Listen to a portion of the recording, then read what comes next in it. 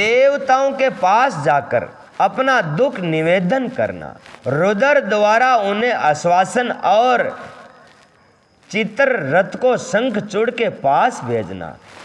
चित्ररथ के लौटने पर रुद्र का गणों, पुत्रों और भद्रकाली सहित युद्ध के लिए प्रस्थान करना। उधर शंखचूड़ का सेना सहित पुष्पभद्रा के तट पर पड़ाव डालना तथा दान राज के दूत और शिव की बातचीत।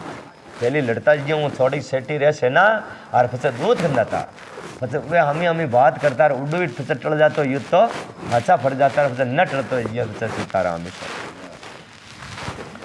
संत कुमार जी कहते हैं, मुनि तदंतर जो अत्यंत दीनता को प्राप्त हो गए थे, उन ब्रह्मा और विष्णु का वचन सुनकर शिवजी मुस्कुराए और मेघ गर्जना के समान गंभीर वाणी से बोले।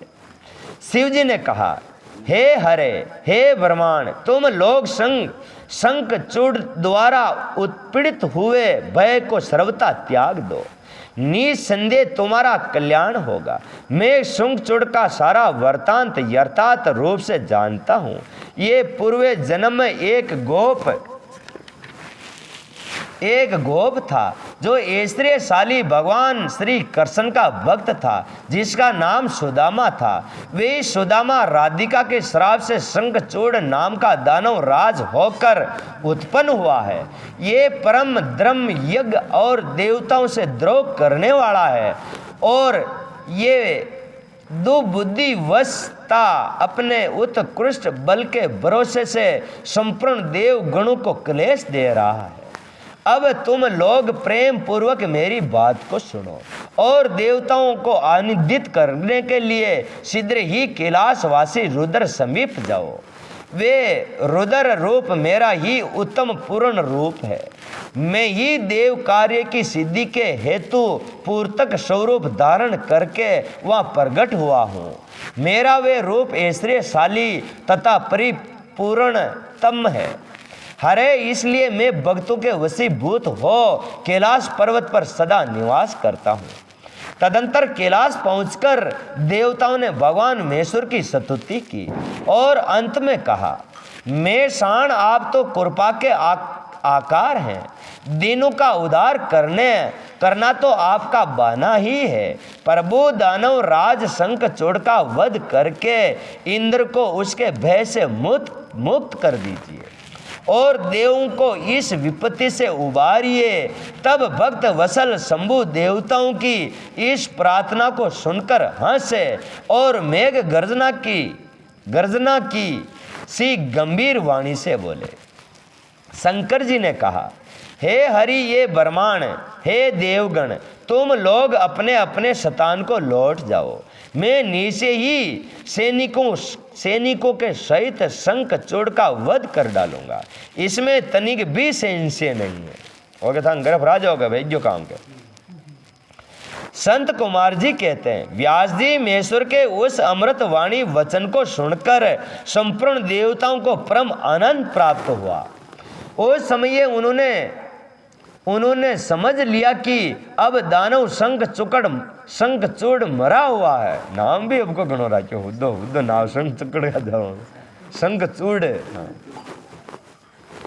जब महेश्वर के चरणों में प्रणिपात करके विष्णु बैकुंठ और ब्रह्मा सत्य लोक को चले गए तथा संपूर्ण देवता भी अपने अपने शतान को प्रस्थान हुए। ब्रह्मा जी किसी गांव में रहे? नहीं, सत्यलोक में रहे। ब्रह्मा जी को ठाणो खड्डे है सत्यलोक कुछ रहो। ब्रह्मा जी सत्यलोक में रहे और विष्णु जी किसी लोक में रहे। वहां का गांव तो जानना चाहो ना भाई आप हैं? वे बैकुंठपुरी में रहे। बैकुंठपुरी में है श्री विष्णु भगवान को धाम, वहाँ को गांव उठे और सत्यपुरी में है, सत्यधाम में है ब्रह्मा जी को गांव। यहाँ दोनों के गांव अपन जानना चाहे। और महादेव जी को गांव कटे कैलाश पर्वत में, या तीन ही देवता का गांव। वाह, इधर उन मां रुद्र ने जो परमेश्वर दृष्टि के लिए काल रूप और सतपुरुषों की गति है, देवताओं की इच्छा से अपने मन में शंखचूड़ के वध का निश्चय किया। तब उन्होंने प्रसन्नता पूर्वक अपने प्रेमी गर्दव राज चित्र रथ को दूत बनाकर शीघ्र ही शंखचूड़ के पास भेजा। चित्र रथ ने वहां जाकर शंखचूड़ को खूब समझाकर कहा, परंतु उसने बिना युद्ध किए देवताओं को राज्य लौटाना स्वीकार नहीं किया। वो दूत उड़े जार समझाई कर भाई वहां को राज दे दे महादेव जी क्यों तने ऐसे कर ला। बोला नहीं साग बातें आनो पेड़ी बातें आ रही राज दीजिए दूजा आपद ने देवा ये बातें आनो पेड़ी भाई बताओ आगे। और कहा, मैंने ऐसा दृढ़ निश्चय कर लिया है कि महेश्वर के साथ युद्ध किया बिना न तो मैं राज्य वापस दूंगा और न अधिकारों को ही लौटाऊंगा। वो क्या न तो राजदूर ने अधिकार लौटाऊंगे बातें हाँ और फिर से काम यही किया। तो कल्याण करता रुद्र के पास लौट जा और मेरी कही हुई बात यथार्थ रूप से उनसे जा कह दे। वे जैसा उचित समझेंगे वैसा ही करेंगे, तो व्यर्थ की बकबात मत कर।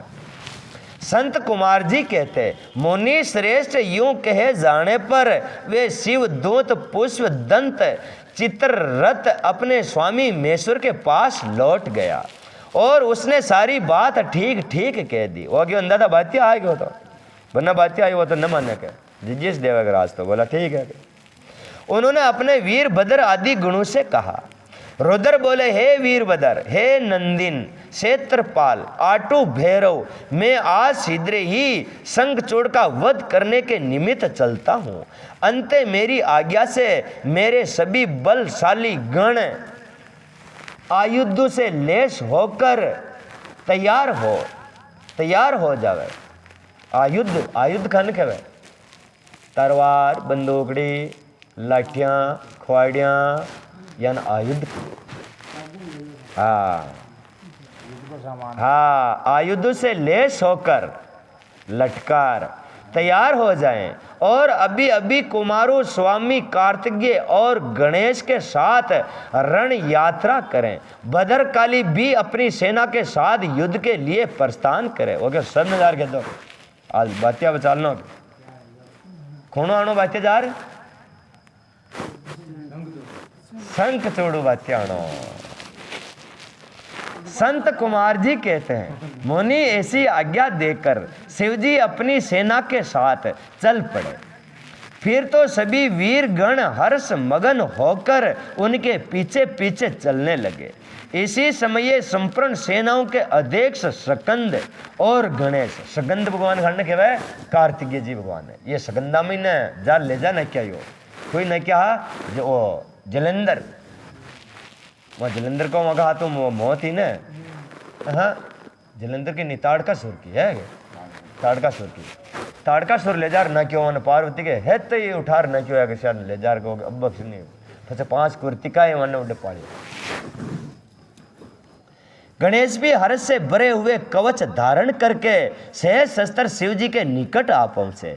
फिर वीरभद्र नंदी महाकाल भद्र सुभद्र विशालाक्ष बाण पिंगलाक्ष विकलपन विरूप विकृति मणिभद्र बालकल कपिल धीर्य दृष्टर विकार ताम्रलोचन कालंकर भालीभद्र काली जली कुटीचर ये दादा हाजी पहलवान आया गंदाता का बलो मनंत रणश्ल्यासीय ध्रुवज तथा दुर्गम आदि सब गण नायक जो प्रधान सेनापति थे। ये सब सेनापति अतरा एक काका जी ना शिव जी के साथ चले। उनके गणों की संख्या करोड़ों थी। आटू भैरव एकादश भयंकर रुद्र आटू वसु इंद्र 12 आदित्य अग्नि चंद्रमा विश्वकर्मा दोनों अश्वनी कुमार कुबेर यम निश्रित नल कुबेर वायु वरुण बुध मंगल तथा अन्य ग्रह पराक्रमी कामदेव उग्रद्रेष्ट उगर दंड कोरट तथा कोटब आदि ने भी शीघ्र ही महेश्वर का अनुगमन किया। ये भी हारिंदा ला रहे चाल्या हाँ, स्वयं महेश्वरी देवी भद्र काली भी 100 भुजा धारण करके शिव जी के साथ चली। वे उत्तमोत्तम रत्नों से बने हुए विमान पर आरूढ़ थी। उनके शरीर पर लाल चंदन का अनुलेप लगा था और लाल वस्त्र शोभा पा रहा था। वे हर्ष मगन होकर हंसती नाचती और उत्तम स्वर से गान करती हुई उनसे भक्तों को अभय तथा शत्रुओं को भय प्रदान कर रही थी। उनकी 1 योजन लंबी जीवनाकार जीव्या लपका रही थी। 1 योजन घन के हाँ वो हाँ कि हूँ जावर आव ना हूँ 1 योजन हो कौश ने कहवा है हो कौश तो कि वहाँ जीभ जावर वो महीने जो फंस जावे जन खावे जावर फंस जावे जन खावे अतरो मोटो कांख्यो लगावे। 1 योजन लंबी भीषणाकार जीव्या लपा रही थी। वे अपने हाथों में शंख चक्र गदा पद्म ढाल तलवार धनुष बाण 1 योजन विस्तार वाला गहरा गोलाकार खप्पर गगन चुंबी त्रिशूल वहाँ को खप्पर को कतरो 1 योजन तो वहाँ खप्पर ही छोड़ो त्रिशूल 1 योजन लंबी शक्ति मधुगर मुसल व्रज खड़ंग तीका पलक वैष्णव वास्त्र वारुण शास्त्र वाय शास्त्र नारायण पास नारायण स्तर गर्दव अस्तर ब्रह्मा अस्तर गरुड़ शस्त्र पुण्य अस्तर अता गालिया तीड़ तीड़ बाण भाचन अब कतरा के डोकरी लेर चाली तो अस्त्र और अन्याय सैकड़ों दिव्य अस्त्र धारण किए हुए थी। करोड़ों योगनियां तथा डाकनियां उनके साथ थी। फिर भूत प्रेत पिशाच कुष्मांड ब्रह्मांड राक्षस वेताल राक्षस यक्ष और किन्नर आदि से घिरे हुए सकंद ने पिता के पास आकर उन्हें चंद्रशेखर को प्रणाम किया बुड्ढोड़ो छोरो और उनकी आज्ञा से पार्श्व भाग में स्थित होकर सहायक का स्थान ग्रहण किया। तदंतर रुद्र रूपधारी शंभु अपनी सारी सेना को एकत्रित करके शंखचूड़ के साथ लोहा लेने के लिए निर्भयता पूर्वक आगे बढ़े और देवताओं का उद्धार करने के लिए चंद्रभागा नदी के तट पर मनोहर वट वृक्ष के नीचे खड़े हो गए। कसी नदी के चंद्रभागा नदी के वहां को युद्ध उठे चंद्रभागा नदी पे जो व्यास जी उधर जब शिवदूत चला गया तब प्रतापी शंखचूड़ ने पहले के भीतर जाकर तुलसी से वे सारी वार्ता कह सुनाई। शंखचूड़ ने कहा देवी शंभु के दूत के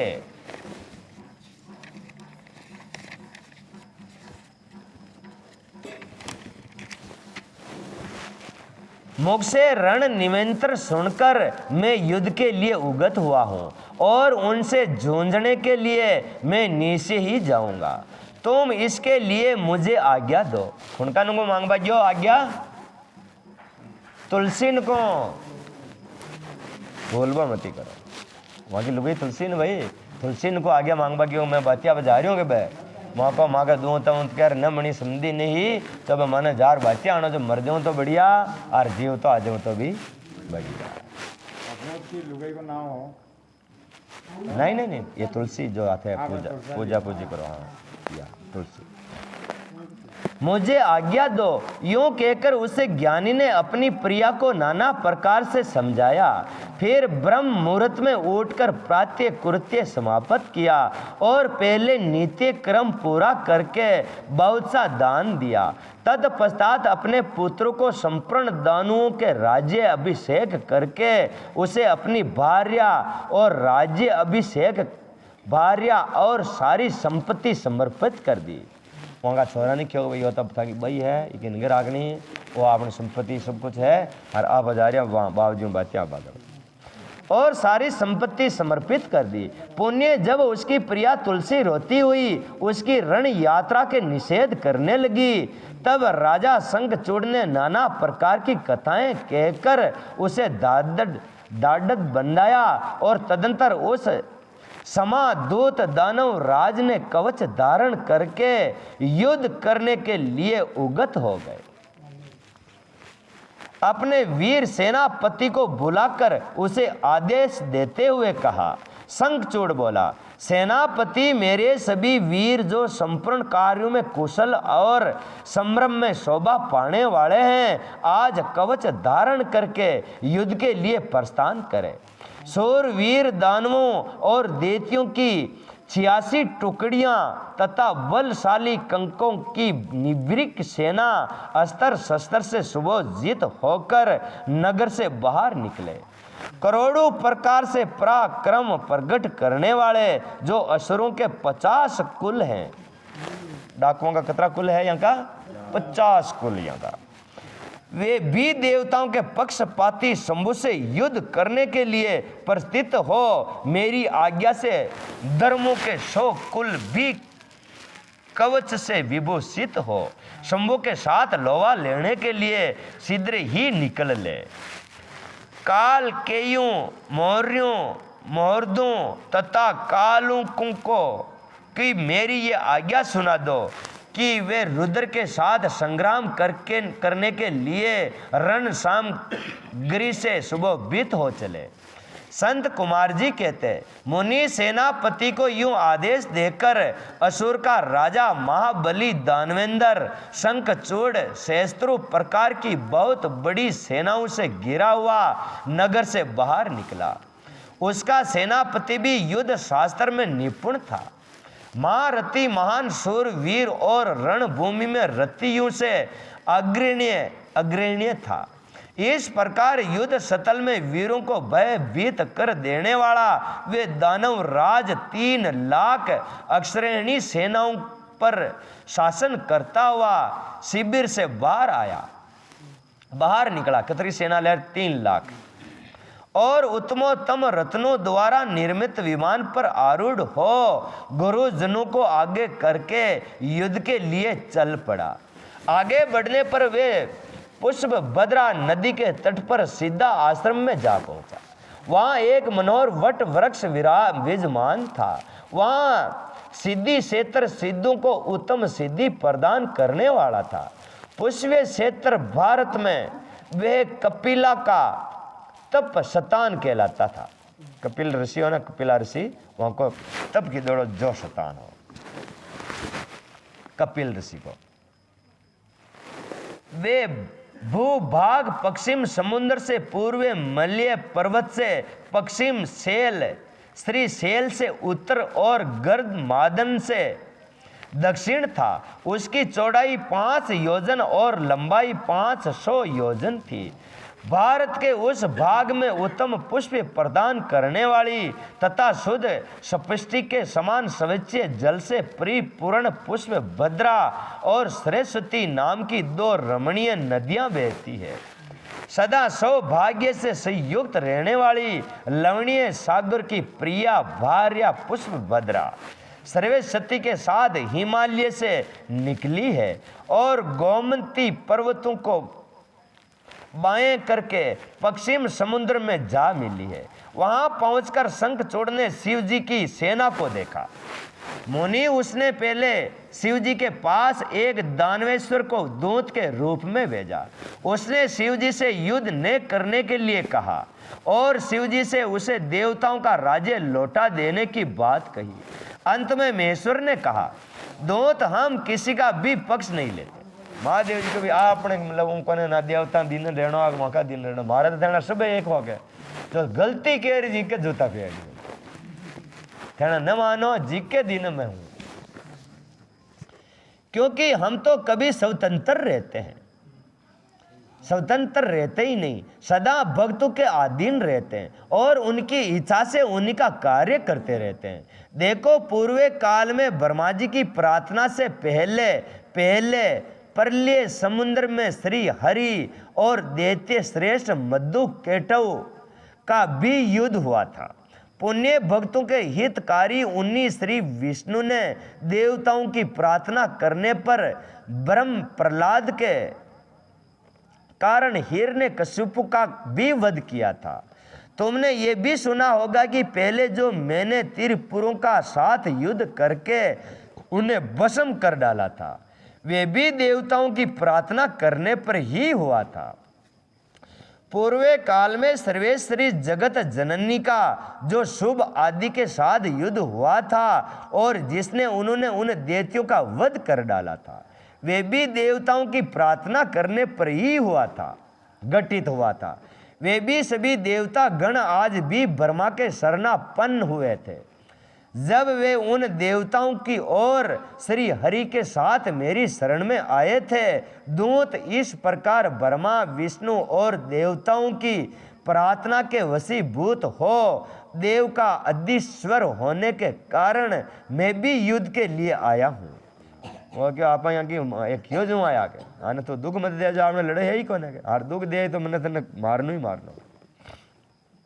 तुम भी तो महात्मा श्री कृष्ण के श्रेष्ठ पार्षद हो। तब अब तक जो जो दैत्य मारे गए हैं उनमें से कोई भी तुम्हारी समानता नहीं कर सकता। इसलिए राजन, देव कार्य की सिद्धि के लिए तुम्हारे साथ युद्ध करने में मुझे कौन सी बड़ी लज्जा होगी। अर्थात कुछ नहीं, क्योंकि मैं ईश्वर हूँ और देवताओं ने मुझे विनय पूर्वक भेजा है। अंते तुम जाओ और शंखचूड़ से मेरी बात कह दो, वे जैसा उचित समझेगा वैसा ही कर लेगा। मुझे तो देवताओं का कार्य करना ही है। यूं कहकर कल्याण करता महेश्वर चुप हो गए। तब शंखचूड़ का वे दूत उठा और उसके पास चल दिया। बोलो शंकर भगवान की जय हो। देव नारायण भगवान की, मात पिता गुरुदेव की, सर्वे संतों की, सनातन धर्म की, मात पिता गुरुदेव की।